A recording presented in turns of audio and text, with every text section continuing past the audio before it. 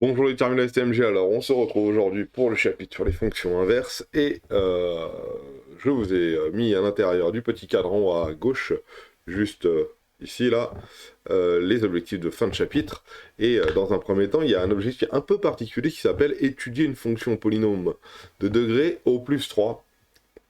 Donc un polygone de degré 2 ou de degré 3, chose qu'on a fait en première STMG. Pourquoi? Parce que lorsqu'on va étudier une fonction inverse, on va être amené à la dériver, et la dérivée va forcément nous donner quelque chose de, avec un polynôme de degré 2 ou 3 à l'intérieur, et il va falloir savoir étudier le signe de cette dérivée, donc le signe de ce polynôme. C'est pour ça que dans un premier temps, on doit étudier un polynôme de degré au plus 3. Alors, il y a des exercices, le 19, le 20, du 22 au 25, nous on va commencer par traiter uniquement le 19 et le 20, déjà pour commencer, et ça va nous rappeler pas mal de choses, notamment on va parler dérivée, on va parler, je crois, solution de l'équation, de l'inéquation, et puis voilà, construire les tableaux de variation de ces polynômes, de ces fonctions. Donc on va commencer par le 19, donc c'est un peu bizarre, hein. On parle de fonction inverse, hein, qui devrait être f de x est égal à 1 sur x, ou a sur x, ou quelque chose avec un sur x à l'intérieur, et là, on n'en parle pas dans un premier temps, on parle d'abord de polynôme de degré au plus 3. Donc c'est parti pour le 19. Donc le 19, f de x, est-ce que c'est bien un polynôme de degré 2? Oui. Pourquoi? Parce que c'est 10x au carré, hein, degré 2, moins 100x, moins 5. Voilà. Alors là, on pourrait appliquer notre méthode qu'on a appris en première, hein, pour pouvoir trouver les solutions de ça, là, pour pouvoir trouver les racines de ce polynôme-là, mais c'est pas ce qui est demandé. Dans un premier temps, il nous demande de nous dire, montrer que f de x est égal à 20x moins 100. f' de x. Alors, f' de x, qu'est-ce que c'est? Je vous rappelle, c'est la dérivée. Okay. Et vu que c'est un polynôme, hein, on va dériver à chaque fois les petits blocs les uns après les autres. Et on va voir ce que ça donne. Donc, on va regarder, hein, qu'est-ce qu'on a à dériver? Ici, on a x2 à dériver. Et x2 à dériver, ça fait 2x. Rappelez-vous ce qu'on a dit les années précédentes. La dérivée de x2, c'est 2x. La dérivée de x, c'est 1. Et la dérivée de 5, c'est une constante, elle est toute seule, elle, c'est 0. Voilà. Qu'est-ce qui multiplie x2? Bah, c'est 10, donc ça fait 10 fois 2x. Qu'est-ce qui multiplie x? C'est 100. Voilà, et qu'est-ce qui multiplie 5? Bah, c'est 1, 1 fois 5. Hein. Donc c'est 1 fois 0, hein, donc 0. Et ça, si je regarde bien ce que ça fait, 2 fois 10, ça fait 20, ça fait 20x, 100 fois 1, ça fait 100, et on est bon. Et on a la dérivée de notre polynôme, qui est donc 20x moins 100. Ce qui est le cas. 2a. On nous demande de résoudre l'équation 20x moins 100 supérieur à 0. 20x moins 100 supérieur à 0, bah c'est très simple, hein, il suffit de faire comme on a vu en seconde et en première. Hein. Ça veut dire enlever 100 à gauche, ajouter 100 à gauche, ajouter 100 à droite, pour essayer d'isoler le x. Et ici, pour pouvoir isoler x, il va falloir que je divise par 20 à gauche, et que je divise par 20 à droite. Je divise par un nombre positif, donc ça ne change pas le sens de l'inégalité. L'inégalité est toujours supérieure à. Et ça nous fait donc x supérieur ou égal à 50. Voilà. Donc si euh, f' de x est supérieur ou égal à 0, hein, 20x moins 100 c'est bien f' de x, hein, f' de x supérieur ou égal à 0, c'est-à-dire positif, ça veut dire que x est supérieur à 50. Donc c'est-à-dire si je prends une valeur de x supérieure à 50, mon f' de x sera positif. Ça c'est intéressant parce que je vais pouvoir faire un tableau de signes avec. Et c'est ce que... Attends, 100 divisé par 20, c'est pas 50, ça fait 5. Voilà, ça commence bien la journée. Ah, ça fait 5. Et je vais pouvoir, donc si x est supérieur à 5, f' de x va être supérieur à 0. Et dans le petit b, justement, c'est déduire la variation de f. Ah, ils ont sauté, entre guillemets, une petite étape parce que je vous rappelle que pour avoir une fonction f qui est croissante, il faut que f' soit positif. Et ben, regardez bien, hein, c'est simple. On va prendre nos valeurs de x. Alors, nos valeurs de x, la fonction f, elle est définie sur 2, 10, hein, c'est écrit ici, hein, allez, je vous le souligne, hein, sur 2, 10. Donc, les valeurs de x vont de 2 à 10. Et lorsque x est supérieur à 5, donc je vais mettre le nombre 5 ici, et x supérieur à 5, où est-ce que c'est? C'est là, hein, on est bien d'accord. Hein. Donc x supérieur à 5, f' de x est positif. On est bon. Voilà. Et si x est inférieur à 5, bah, f' de x va être négatif.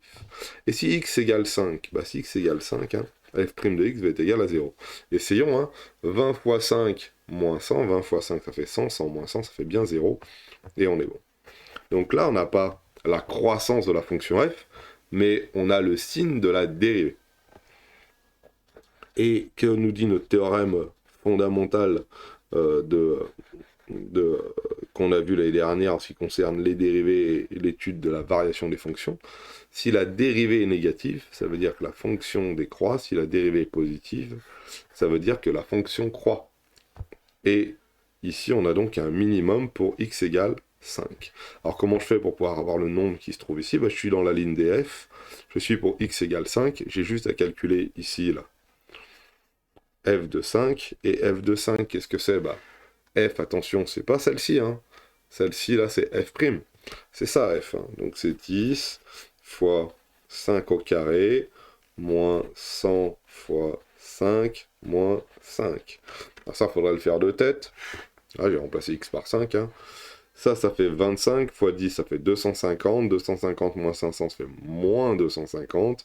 Moins 250 moins 5, je dirais moins 255. Alors j'ai un peu peur de me tromper, mais on va quand même essayer à la calculatrice de ne pas trop se tromper. Alors regardez comment je vais faire moi. Moi j'ai mis une moins 255 ici. On va prendre notre calculatrice qui est ici. Voilà, on va aller dans le menu. Je veux mettre 5 dans x. Dans la mémoire de ma calculatrice maintenant, chaque fois que je vais taper x, ça va m'envoyer 5. Et je vais taper f de x qui était donc 10 x au carré moins 100x moins 5, et tout ça, ça me donne moins 255, donc on est bon pour cette valeur-là. Maintenant, il faudrait cette valeur-là, bah pour ça, il faut faire la même chose, mais il faut que je mette 10 dans x. Donc vous pouvez remonter avec la petite flèche pour changer la valeur. Hein. Moi, je peux pas trop, donc je vais mettre 10 dans x, et je vais être obligé de retaper 10 x au carré moins 100x, je ne vais pas tromper, hein, 100x moins 5. Et ça nous donne donc ici moins 5. On va vérifier tout ça avec un coup de GeoGebra, ne vous inquiétez pas.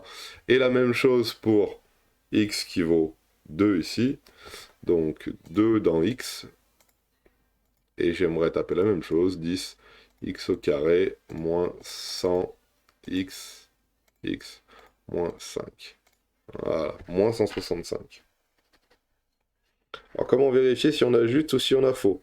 Alors déjà, première chose, on va utiliser un petit logiciel qui s'appelle GeoGebra, vous le connaissez, et avec ça, on va pouvoir vérifier que notre fonction, elle grimpe, elle descend, elle monte, on va vérifier nos dires à nous. Alors déjà, le logiciel, merci, tu te mets du bon côté. Et je veux la fonction f de x, donc ici dans la fenêtre de saisie, je vais mettre la fonction f de x égale 10x au carré, moins 100x, moins 5. Alors bien sûr, elle a disparu, on la voit un petit peu ici en vert là, mais on la voit pas bien, pourquoi? Parce que regardez, hein, normalement, elle est censée descendre jusqu'à moins 255 là, et sur ma fenêtre de visualisation, je suis pas à moins 255 du tout, je suis à moins 5.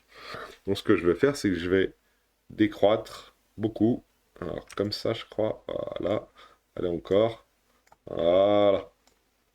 Commence à l'avoir un petit peu. Alors c'est devenu gris parce que j'ai le quadrillage qu'on va enlever. Voilà. Alors, quadrillage, ça doit être ici. Grille. Quadrillage. Qu'est-ce que j'ai fait? Ah, c'est ça. Tac. Et tac. Voilà. Et on voit bien ma petite fonction qui est ici. Hein. Elle passe par là, et elle décroît et elle croît, et elle s'arrête de décroître pour x égale 5, et elle repart vers le haut. Pour x égale 10, alors ça se voit pas bien, on devrait être à moins 5. Pour x égale 2, on devrait être à moins 165, ce qui est à peu près le cas ici. Hein. Voilà, alors on va zoomer un tout petit peu au centre, là, entre 2 et 10. Alors, entre 2 et 10, on est comme ça. Voilà, tac. 2, c'est ici, on est bien à 165. 10, on est ici, on est bien à moins 5. Hein. Ça se voit pas bien parce que là, à l'échelle, on est à moins 50. Mais ça a l'air d'être cohérent. Hein. Pour x égale 5, on a bien un petit minimum qui a l'air d'être moins 255. Donc on est bon. D'ailleurs, on peut poser le point A qui a pour coordonnée. Je crois qu'il faut que je mette un égal à 5f de 5. Une virgule, je crois. F de 5. Que je dise pas de bêtises, voilà. Et on est bien au point x égale 5 et y égale moins 255. On est bon. Voilà pour ce premier exercice. Et puis, je pense que le second, c'est exactement le même. Donc, on va le faire. Et toujours le même principe, hein, avec la dérivée. Alors, attention. Comment on obtient cette dérivée? 20. Cette fois-ci, f de x est égal à 5x au carré plus 20x plus moins 8. Hein. Bien un moins. Hein. Hop, c'est mon curseur qui était dessus. Voilà, hop. Montrer que f' de x est égal à 10x plus 20.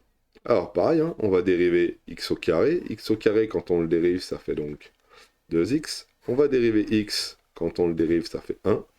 On va dériver 8. Quand 8 il est tout seul, il n'y a pas de x derrière. Hein.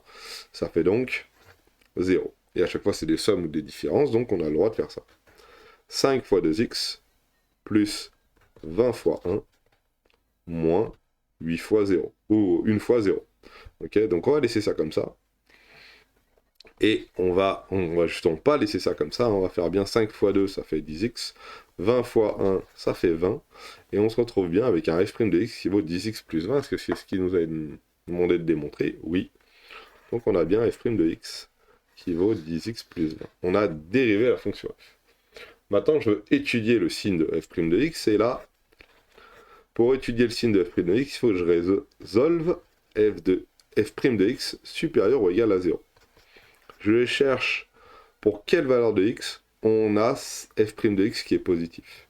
Alors là, f' de x c'est facile, c'est 10x plus 20. Quand c'est que 10x plus 20 est supérieur à 0? Donc il faut que je résolve ça. Ça fait 10x supérieur à moins 20. J'enlève 20 à gauche, j'enlève 20 à droite. Moins 20 ici, moins 20 là. Voilà. Et après, je vais diviser par 10. Donc, moins 20 divisé par 10 ici. Alors, attention, hein, je divise par un nombre positif, ça ne change pas le sens de l'inégalité. Diviser par un nombre positif à gauche et à droite, ça ne change pas le sens de l'inégalité. Ça veut dire que ça me fait un x qui est donc supérieur à moins 2. Voilà, tac, tac, tac, tac, tac, tac. On est bon. X supérieur à moins 2. Si la valeur de x est supérieure à moins 2, alors f' de x est supérieur à 0. Établissons le tableau de variation, c'est bien ce qu'on nous demande dans le petit b, et c'est sur moins 2, c'est sur moins 5, 5 qu'elle est à étudier cette fonction, donc regardez bien, hein. Je commence à moins 5, je vais jusqu'à 5, voilà, f' de x, j'ai dit que f' de x était positif si x était supérieur à moins 2.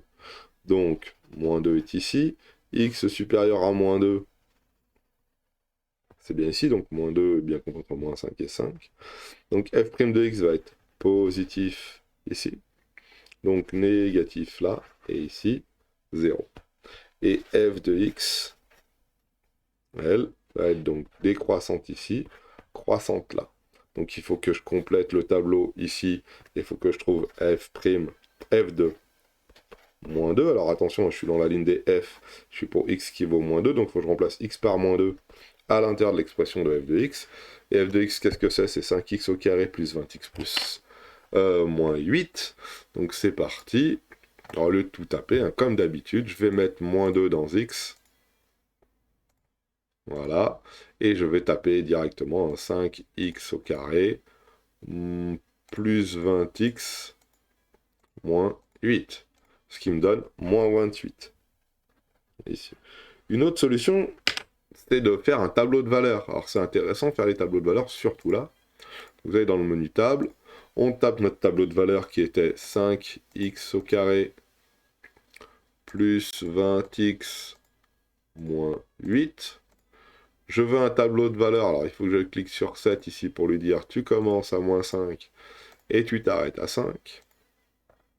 Et là, si je fais ma table, je vais obtenir ma valeur pour moins 2 ici, qui est bien moins 28, et ma valeur pour moins 5 qui est 17, donc ici, je vais pouvoir mettre 17, et ma valeur pour 5 qui, elle, va être 217, carrément.